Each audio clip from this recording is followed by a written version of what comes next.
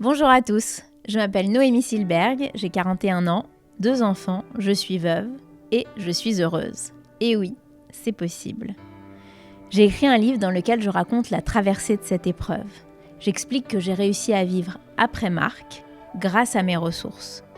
Les ressources, c'est ce qui est en nous ou autour de nous et qui nous aide à surmonter une épreuve. S'identifier, se sentir moins seul, soutenu, compris, c'est ce qui fait du bien quand on traverse une épreuve. Les personnes que vous allez écouter raconter leur histoire, leur expérience, ont su puiser en elles les ressources grâce auxquelles elles ont réussi à rebondir, à aller mieux, à se réinventer.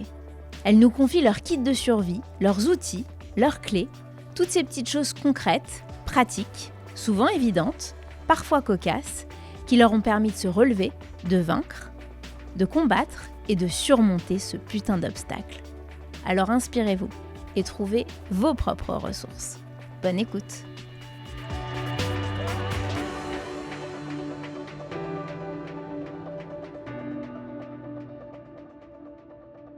J'ai revu Clémence Boulouc qui était de passage à Paris pour la promotion de son dernier ouvrage, Le sentiment des crépuscules, un très joli roman qui raconte la rencontre entre Zweig, Dali et Freud.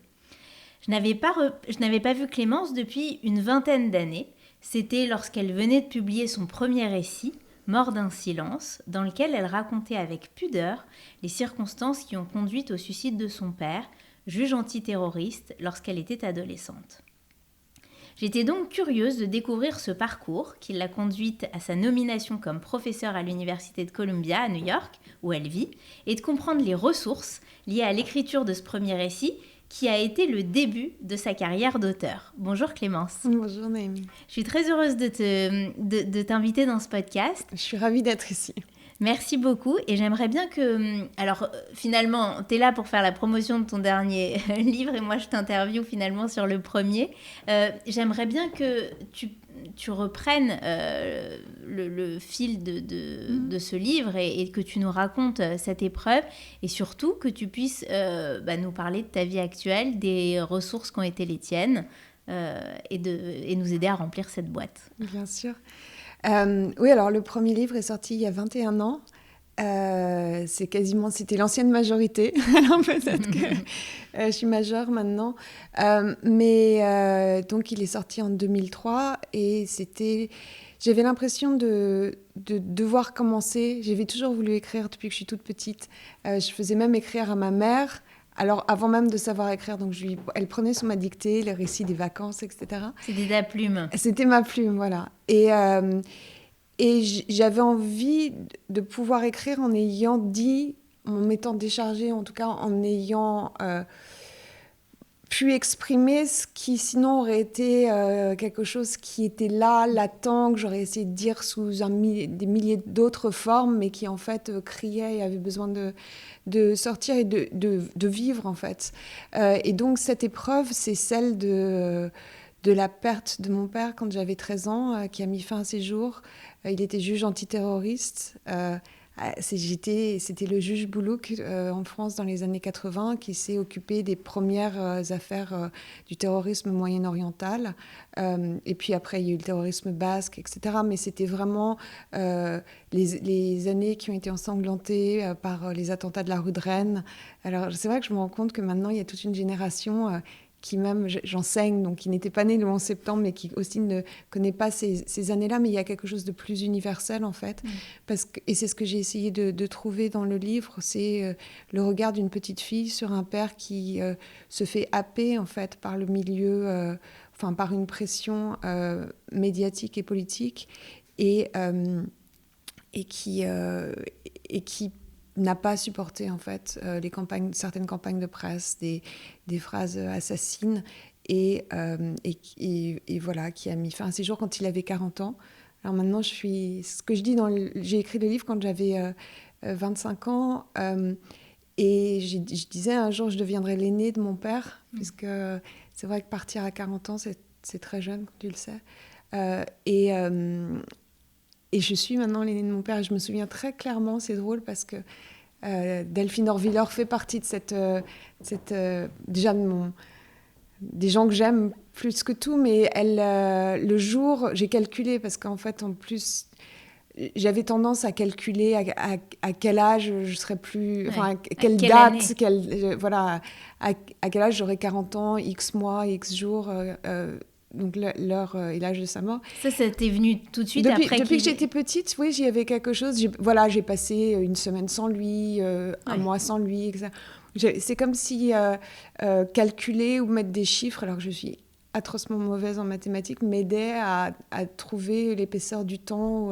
C'est très étrange. Et donc, en fait, alors encore une fois, comme je viens de le dire, je suis très mauvaise en maths, mais je pense que j'étais à New York en train d'animer pour la librairie Albertine une rencontre avec Delphine sur femmes et religion. Quand je suis devenue effectivement plus âgée que mon père. Enfin, en tout cas, quand il a cessé de vieillir, et moi, j'ai continué. Ouais. Et donc voilà, et c'est vrai que j'avais besoin d'écrire aussi pour la petite fille que j'étais. Et quand j'écrivais Mort d'un silence, je l'ai écrit quand en 2001. Donc c'est là où New York revient, en fait. J'étais partie vivre, c'est ce que je dis, peut-être loin de mes souvenirs d'enfance, et j'ai été rattrapée par le terrorisme. J'étais étudiante en relations internationales à l'Université de Columbia. Je sortais d'un cours d'arabe quand les tours sont tombées. T'étais là depuis combien de temps ? J'étais là depuis à peine plus d'un mois.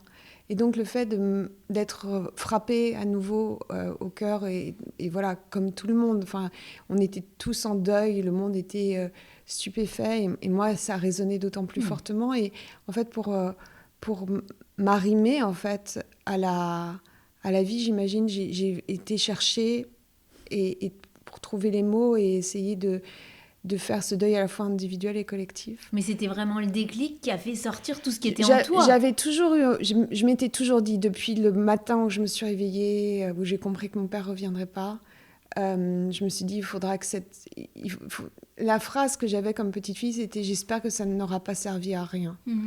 Et que...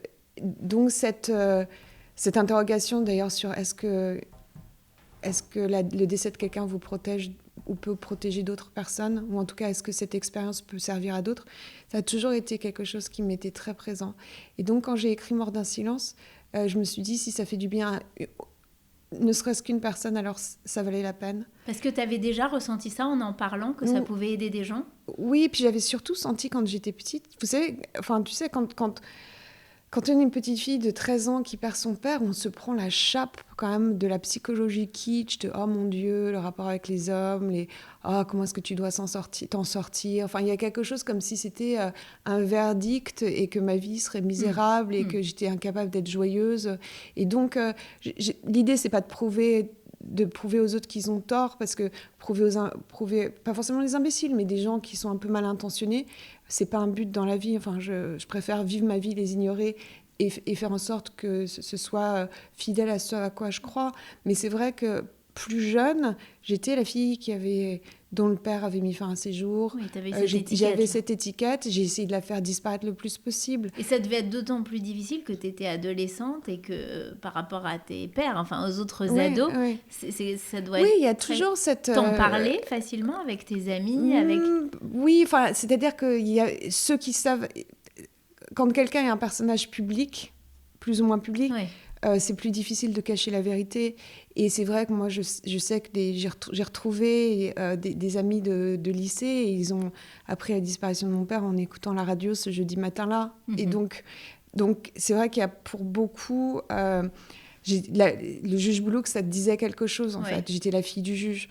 Donc, c'était difficile de cacher. Mais les gens qui ne savaient pas, je disais « Oh, il a eu un accident de voiture ». C'était plus simple que d'avoir à affronter cette question qui... En fait, le malaise des gens face à quelqu'un dont un parent s'est suicidé parle plus de la personne que de l'enfant.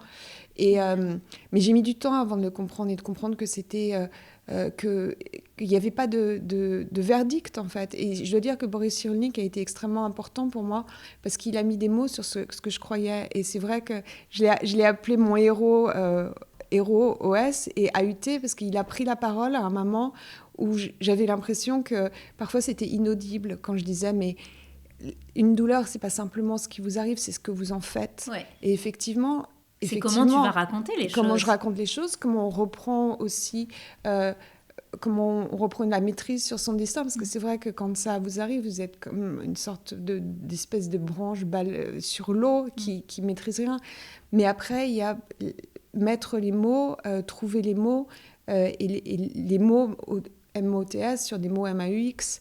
Mais Boris Cyrulnik, tu l'as lu, consulté, rencontré? Oui, je l'ai lu, je l'ai rencontré une fois et vraiment j'étais heureuse de pouvoir lui dire ma dette. Qui t'a mis ses livres entre les mains? Comment ça t'est venu? Je pense que c'était simplement que je l'ai entendu à la télévision présenter un livre et je me suis dit, mais enfin, merci. Parce que j'avais l'impression qu'il parlait au nom de pas mal d'entre nous, en fait. Il y a une sorte de communauté quand on est comme ça... enfants de parents décédés trop jeunes, on se retrouve un peu les uns les autres et parfois on compare ce qu'on a ramassé, il faut remplir profession des parents et que c'est épuisant de marquer, alors qu'est-ce qu'on met, case blanche, il y a quelqu'un qui dit alors votre père est sans emploi, enfin... Bon, donc il y a toutes ces espèces de petites choses.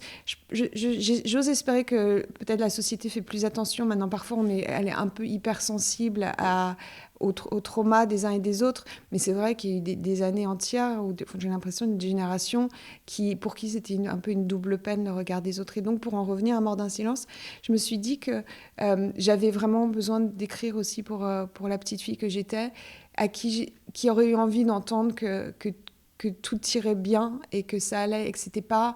Il n'y avait pas de stigmate.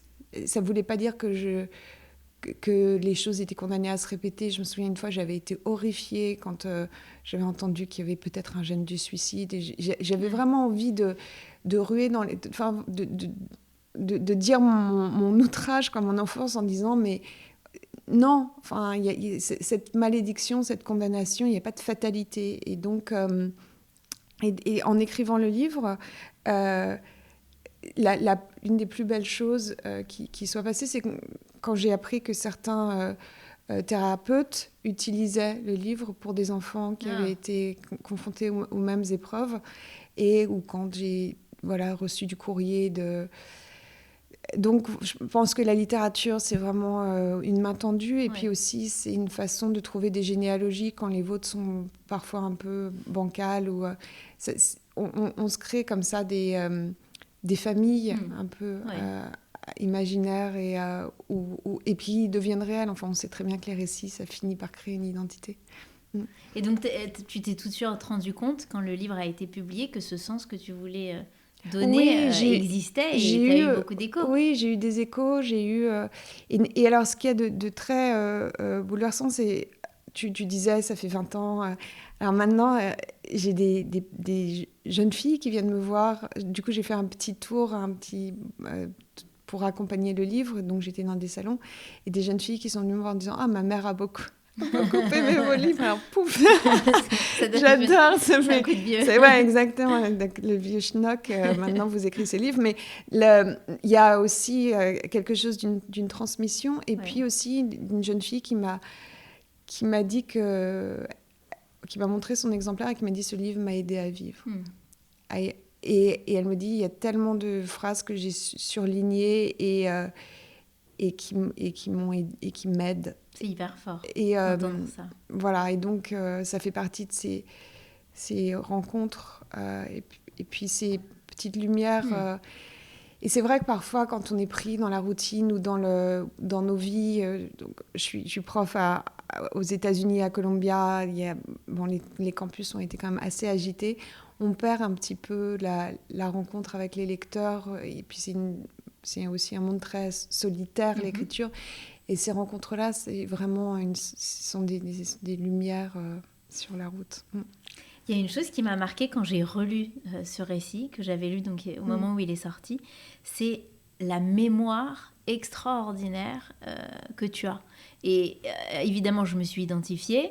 Et moi, j'ai écrit juste après le décès de Marc. Mais je me suis demandé comment tu pouvais avoir des souvenirs aussi précis, puisque ce qui montre que c'était vraiment figé en toi, que c'était... ça ne partait pas et qu'il fallait quelque part peut-être que tu t'en soulages. Mais je me souviens que tu parles même des choses que tu manges ce jour-là, des choses que tu regardes à la télé, comme si c'était hier. Ouais. Et qui continue. Enfin, alors, c'est pas de l'hypermnésie, hein, parce que ça, c'est une condition psychique. Mais il y a deux choses. D'abord, le livre est aussi très générationnel, mais avec ces espèces de petites choses qui font l'enfance aussi. Ouais. Les bonbons, évidemment, les gens qui me connaissent savent que les sucreries ou toutes les choses qu'il paraît-il il ne faut pas manger sont une grande part de ma vie. Mais il y a ces espèces de petites choses qui semblent inessentielles. Et en fait, c'est aussi ce que j'ai été rechercher, c'est-à-dire que ces bonheurs miniatures sont aussi la seule chose que parfois on peut préserver ou à quoi se rattraper quand tout le reste semble déferler sur vous. Et donc j'avais aussi envie de redonner en fait ces petites madeleines. Et c'est vrai que ça fait quelque chose... En fait, j'ai pas relu. J'imagine. Mais ce que j'avais essayé de... Je me souviens qu'il y avait cette interrogation sur est-ce que c'est important est-ce que ça fait sens? Et en même temps, il me semblait que justement, le plus singulier faisait quelque chose de plus universel, parce qu'en fait, vous pouvez insérer après, ou les générations insèrent leurs propres moments ou leurs propres intérêts. Et finalement... sinon, ça devient un peu une sorte de livre de recettes, quelque chose de, comme on dit aux États-Unis, self-help. Et ça, j'y crois pas vraiment, en fait. Et alors, ce livre, parce qu'auparavant, avant de l'écrire, tu étais journaliste, tu avais même travaillé tu faisais du recrutement même avant d'être journaliste, puis tu étais critique littéraire. Donc, tu deviens auteur avec ce livre-là. Donc, il y a quand même évidemment un avant, un après. Oui. Enfin, je deviens auteur. Donc, j'ai fait Sciences Po l'ESSEC. J'avais besoin d'être très ancrée. Je croyais que j'aimais tellement écrire que j'avais peur d'en faire mon métier, en me disant si jamais ça se passe mal, alors j'aurais plus rien. Donc j'ai fait des études qui me permettaient d'avoir ce jardin secret. Et puis c'était plus tenable en fait, le jardin secret après. C'était toute ma vie. Et donc donc je suis partie aux États-Unis une première fois. En 2001, 2002, et je suis revenue avec mon manuscrit et avec la promesse incroyable que Gallimard, je l'avais envoyé en fait à Patrick Modiano pour qu'il me dise ce qu'il en pense, alors que je l'avais jamais rencontré. Et c'est lui qui l'a apporté chez Gallimard, donc c'est quand même un conte de fées. Mon auteur préféré qui pense que le livre avait quelques mérites, et en rentrant, je suis entrée, je me souviens, alors ça l'hypermnésie, j'ai fait mes valises à New York le 13 mai, je suis rentrée le 14 mai, et le 15 mai, j'étais en stage avec Pierre Assouline à lire. Wow. Et j'ai été critique littéraire à partir de ce moment-là, je crois le 19 mai, j'avais rendez-vous chez Gallimard, donc tout s'est enclenché en même temps. Et c'est vrai que l'un et l'autre étaient... il y a quelque chose qui en plus m'a toujours tenue... c'est comme une sorte de mantra de me dire... il peut y avoir des moments de miracle. Enfin, voilà, il y a deux types de personnes. Il y a les gens qui ne croient pas au miracle et les gens qui croient que tout est miracle. Et moi, j'ai un peu la tendance à croire que tout est miracle. Donc... Et le fait aussi que tu te trouvais aux États-Unis depuis si peu de temps et que finalement ces attentats ont déclenché quelque chose de... J'avais commencé à écrire des choses comme ça, mais c'était comme des enfin, c'était lacunaire, c'était des bribes. Ça... Et là, finalement, évidemment, j'aurais préféré qu'il n'y ait pas le 11 septembre, mais le 11 septembre a été cette espèce de chat dans lequel le fil de la narration s'est enclenché. Et aussi parce que c'est vrai que j'ai été... j'ai pas...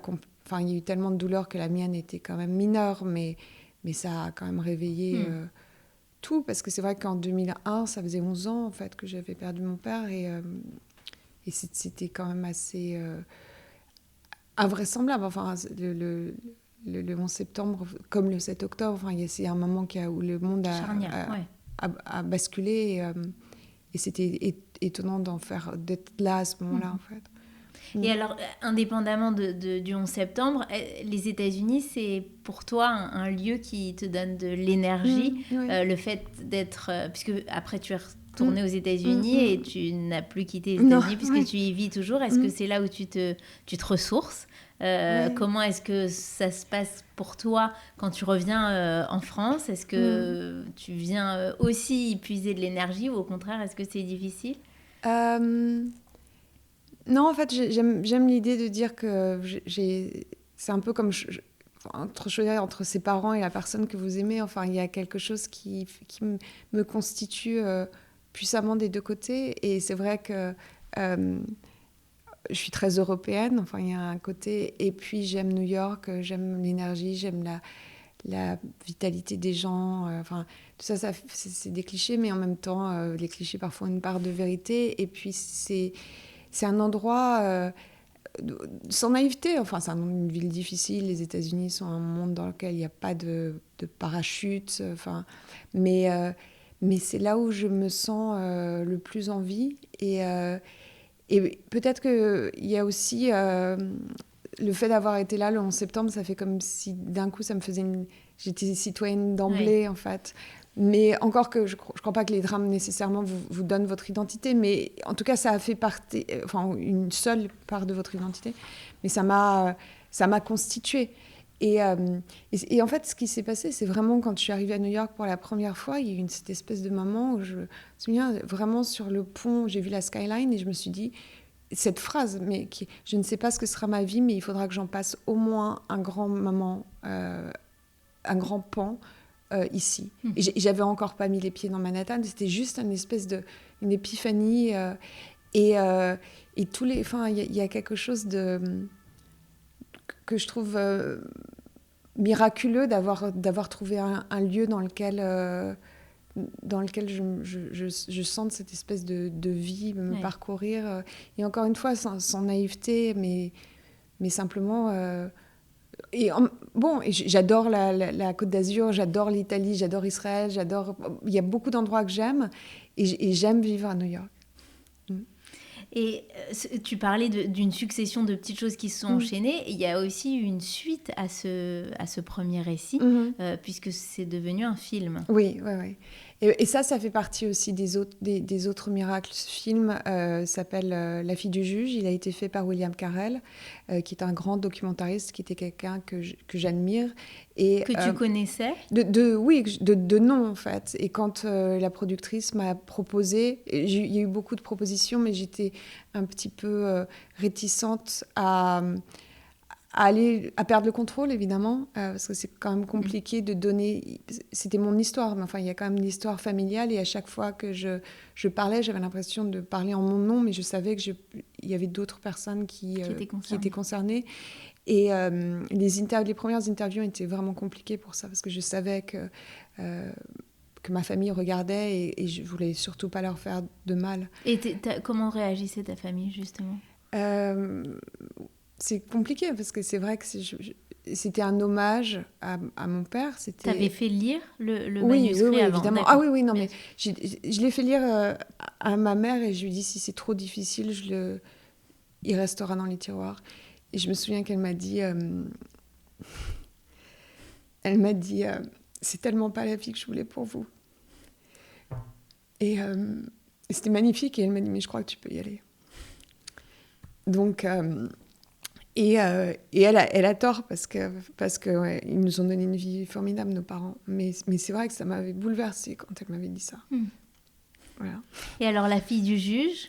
Et la fille du juge, en fait, il a fallu... Parce que tu as donné, en plus, c'est ça que je trouve formidable, c'est que tu as donné tous les films. Oui, j'ai donné les films, oui, bien sûr. Mon père adorait, c'était une sorte de petit Tintin, un petit reporter. Regarde, hop là.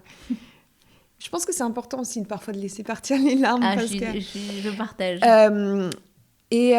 Oui, il adorait nous prendre en Super 8, comme ça, c'est aussi toute une génération, en fait.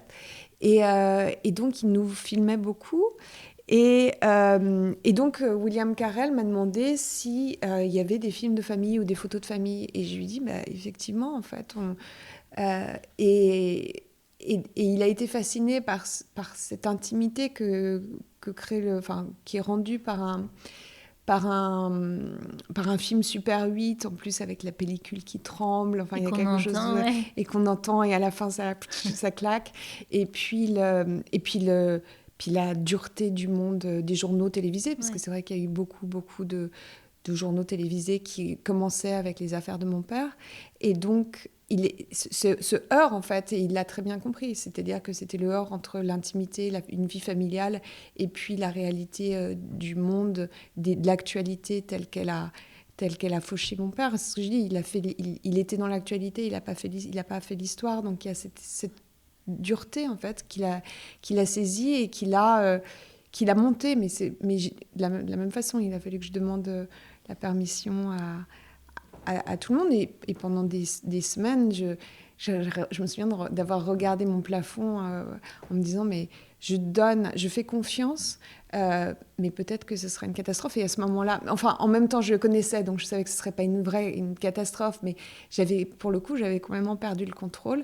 Mais il y avait cette foi en me disant, je pense que c'est la bonne personne qui nous a compris, qui a compris un peu quels étaient l'enjeu et pourquoi j'avais écrit le livre. Et comment, en fait, il y avait quelque chose qui pouvait être plus universel que cette histoire. Et quand on a vu le film pour la première fois, on se dit, mais qui est-ce que ça va... Parce que moi, je voyais tout ce qui était notre famille, et je me suis dit, mais comment est-ce que ça pourra toucher qui que ce soit? Et là, il y a eu un vrai miracle, mais parce que ce film a permis de recréer une...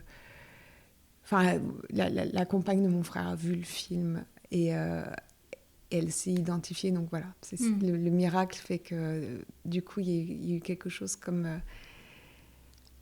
oui, enfin une façon de comprendre que de se voir, de se retrouver en fait par le film. Là où on n'avait pas de place. Là où on n'avait pas de place, ouais.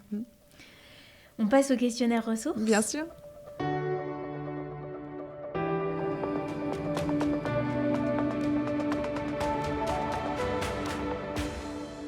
Est-ce que tu as un lieu, réel ou imaginaire, qui représente pour toi le calme ou la sérénité?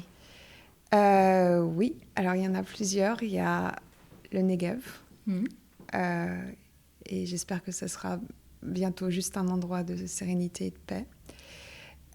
Et puis il y a l'Italie, dans laquelle où je passais mes vacances quand j'étais petite fille. Donc la campagne des Marches, la Toscane sont des endroits où j'ai toujours l'impression que je peux aller me cacher quand les choses sont compliquées. Il me faut un petit peu de paysage méditerranéen pour que mon cœur se remette à chanter. Donc c'est vraiment ta safe place. Ouais. Est-ce que tu as un mantra ou une philosophie de vie? Oui, l'idée est de me dire quand quelque chose part mal, il faut le rattraper. Et donc, quand une journée part de travers, ou ça devient quasiment un jeu, je me dis à quel moment je vais pouvoir retourner les choses. Parfois, les succès sont plus ou moins limités, mais j'aime beaucoup l'idée de me dire stop, et maintenant on change le logiciel. Voilà, exactement. Et c'est pas la loi de Murphy, c'est l'inverse. C'est super d'avoir cette appréhension des choses et de réussir. Oui, alors c'est un peu des travaux pratiques, parce qu'il y a des fois où vraiment, quand tout part de travers, il y a des journées sur lesquelles il faut faire une croix en se disant bon, demain est un autre jour. Là, ça fait Scarlett O'Hara, mais bon. Mais donc, oui, il y a... Mais ça devient quasiment un jeu, en fait, en se disant bon, maintenant... Challenging. Ouais, c'est le challenge. Est-ce qu'il y a un objet de ton père qui te donne de la force? Est-ce que tu as un souvenir particulier? Enfin, un objet, une photo? Oui, il y a des photos. Il y a aussi des photos. Vous savez, enfin, Aaron Appelfeld disait qu'il y a 2 types de réfugiés. Il y a ceux qui ont des photos et ceux qui n'ont pas de photos. Et c'est des moments, il y a notamment une où il est avec ma mère, ils ont un grand sourire, et c'est ce qu'ils étaient, en fait. Et l'autre, l'autre objet qui est avec moi toujours, qui me fait un peu... Et là, en fait, c'est une... autour de mon cou, et ce qui prend parfois c'est un peu compliqué parce que j'ai du mal à l'enlever. C'est une étoile que j'ai achetée à Jérusalem et qui est un peu stylisée ou déformée, donc c'est un peu ceux qui savent. Une fois, quelqu'un m'a demandé si c'était la Corse, alors j'ai peut-être une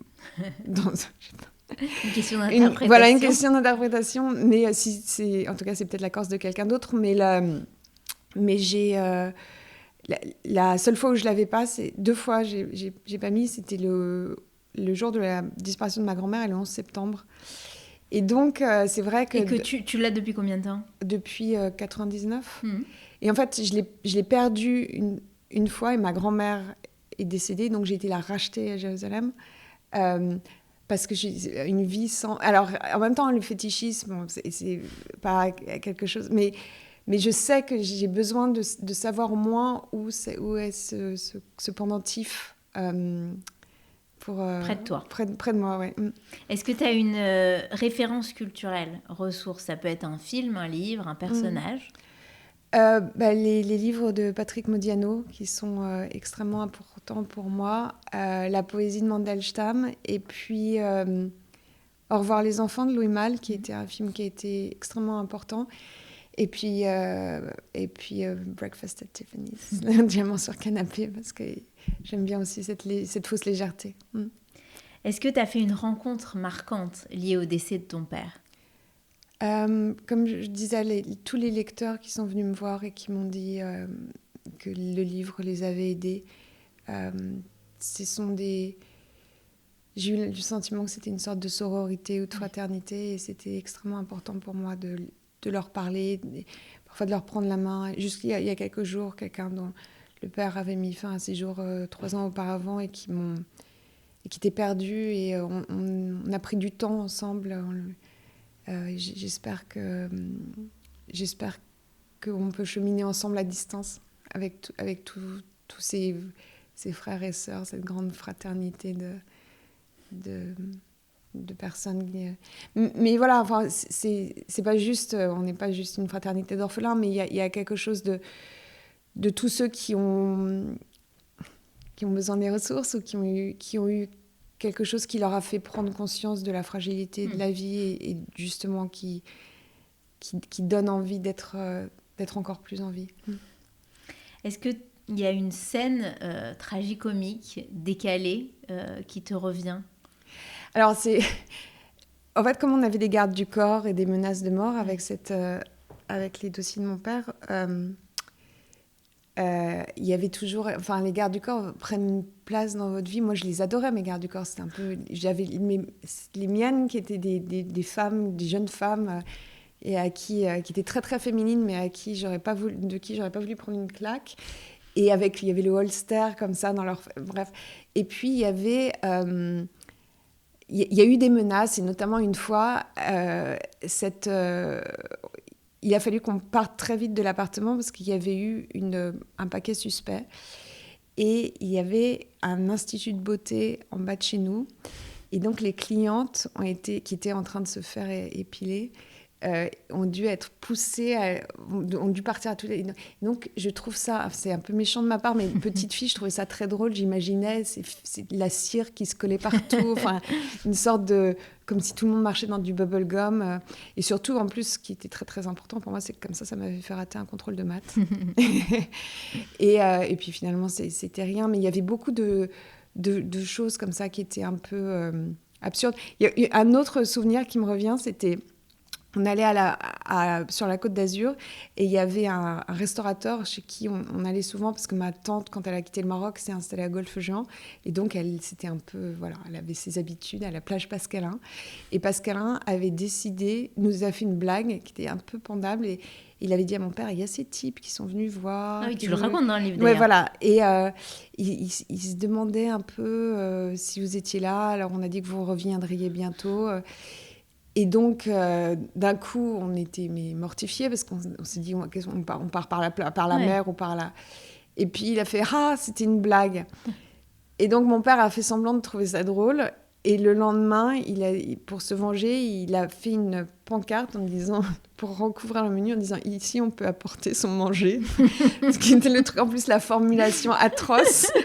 Et donc voilà, donc c'était un peu ça donne la substance de ces années parce que c'est vrai qu'il y avait beaucoup de choses qui étaient anxiogènes, mais mes parents essayaient souvent de retourner ça avec de la dérision, et en faisant, en se moquant en fait des contraintes, comme si encore une fois ça permettait. Bon, c'est un peu comme l'humour juif, quoi. C'est le moment où voilà, ils veulent nous tuer, on va aller dîner. Ça vous fait reprendre un petit peu la main sur le dessin. Est-ce qu'il y a des phrases marquantes qu'on t'a écrites, dites, liées à ce drame, ce deuil? C'était un peu avant. Alors, il y a eu un torrent de choses que j'aurais préféré jamais entendre. Donc ça m'a... J'avais 13 ans, mais ça m'a vraiment mis en face de parfois pas l'aspect le plus sympathique de l'âme humaine. Mais il y a eu aussi beaucoup de choses dont mes parents m'ont avant, ils m'ont fait comprendre que parfois c'est bien de suspendre son jugement. Et par exemple, quand vous êtes l'objet d'une campagne de presse et puis que vous êtes une petite fille, enfin que votre père il y a beaucoup de choses violentes qui m'ont été dites quand j'étais petite, fille de juge, et puis des choses beaucoup plus vulgaires. Et je me révoltais et mes parents m'ont dit mais tu vois, tu dois prendre conscience, peut-être que si tu étais à leur place, tu aurais la même réaction, mais ça devrait te faire prendre conscience du fait que quand on n'a pas tous les éléments, on ne peut pas juger. Et je pense qu'on est dans un monde, et ça c'était bien avant les réseaux sociaux, etc., on est dans un monde d'une violence où les jugements arrivent dans le confort d'un tweet et d'une sorte de façon de se mettre en scène en détenteur de justice et en ayant la vérité de notre côté. En fait, ce serait peut-être pas mal de penser qu'il y a plusieurs... que la vérité est plus complexe. Comment est-ce que tu compléterais cette phrase? Le drame rend consciente du fait que la vie est un cadeau, un présent, dans les deux sens du terme, et un miracle aussi, et qu'il y a une sorte de procuration, en fait, je pense, de ceux qui sont partis trop tôt, avant, et qui... Et vraiment, ça revient à ce dont je parlais plus avant, c'est-à-dire que je pense que ce qui compte, c'est pas tellement ce qui vous arrive. Effectivement, moi, on préférerait ne pas avoir à vivre ces drames-là, parce que c'est pas simplement vous, c'est-à-dire que ça implique la disparition d'autres personnes et d'êtres chers. Mais c'est ce qu'on en fait, en fait. C'est cette idée d'avoir encore un plus grand appétit et aussi une attention aux autres. Moi, j'ai l'impression qu'il y a des fois où, quand je vois des gens se déchirer sur des choses absolument absurdes, je me dis, mais on va remettre le curseur là où c'est important. Ça n'a strictement aucune importance. Et parfois, c'est vrai que ça fait un côté... voilà, quand il y a des choses qui se passent et je me dis, mais j'en ai rien à faire, j'ai connu... C'est pas une sorte d'arrogance, mais j'ai vécu pire. J'ai connu des choses plus importantes, donc là, vous allez pas me casser les pieds parce que, en fait, ce que vous faites, je m'en fiche. Et ça fait, c'est pas une armure, parce qu'une armure, ça veut dire qu'il y a une insensibilité. C'est juste une façon quasiment de remettre les choses et les gens en place, et c'est une force incroyable. Et surtout quand, justement, ce sont des choses vraiment mesquines ou aussi très importantes. Sur des combats, je pense qu'il y en a beaucoup qui nous restent à mener, et ça m'aide beaucoup de me dire on est là qu'une fois, alors autant faire du mieux possible, et si jamais les choses partent mal, en même temps, ça va, j'aurais fait la petite fille de 13 ans vous regarde et vous méprise. Mais combien de temps ça t'a... Par quelle étape t'es passée, et au bout de combien de temps tu as réussi à avoir cette vision-là? Très rapidement? Je pense que c'est un chemin quand même, mais très rapidement, il y avait quelque chose en moi cette idée de me dire j'ai procuration, très très vite. Ouais. Et donc, et aussi on a parlé des méandres, enfin des chemins que j'ai parcourus, et je me suis dit, mais en fait, je m'interdis, enfin, je veux pas que ma vie soit faite de regrets. Donc, j'irai voir s'il y a un moment ou un autre où j'ai le sentiment que je suis pas fidèle à ce à quoi je crois. Je m'en vais, j'abandonne. Donc, il y a quelque chose de...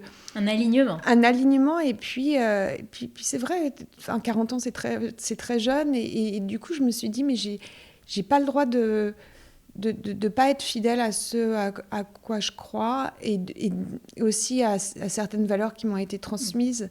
J'ai pas le droit d'être lâche, j'ai pas le droit de... Il y a beaucoup de choses, quand quelque chose ne me plaît pas, ou je trouve que c'est même s'il y a des conséquences, je veux pas me taire.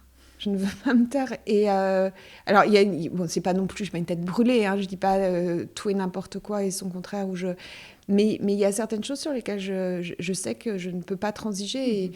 Et récemment, là, il y a eu des sortes de tests qui m'ont été présentés, et je me suis dit, je trahirais ce en quoi je crois, et ce que je suis et ce qui m'a été légué si je m'exprimais pas même à rebours d'un certain confort. Quel est finalement l'outil, la ressource que tu veux verser aujourd'hui dans notre boîte imaginaire ?